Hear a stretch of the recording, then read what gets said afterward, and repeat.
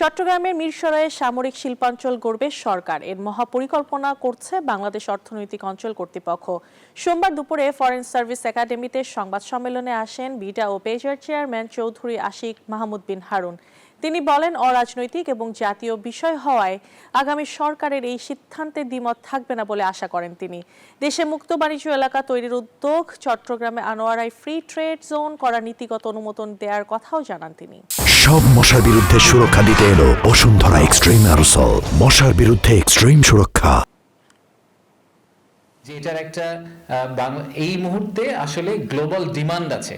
So একদম pure economic point of view থেকে চিন্তা করলেও ডিফেন্স ইন্ডাস্ট্রি ইজ গ্রোয়িং, এবং সেখানে বাংলাদেশ একটা পার্টিসিপেন্ট কান্ট্রি হিসেবে তাদের কাজ শুরু করতেই পারে। যে মিরসরাইতে আমরা প্রায় 850 একর জমিকে আজকে থেকে ইয়ারমার্ক করছি। নীতিগত সিদ্ধান্ত হয়েছে যে আমরা মাস্টার প্ল্যানে এটাকে ইনক্লুড করব, যেটা আসলে ডিফেন্স ইন্ডাস্ট্রিয়াল জোন হিসেবে এখন থেকে ইয়ারমার্কড হবে।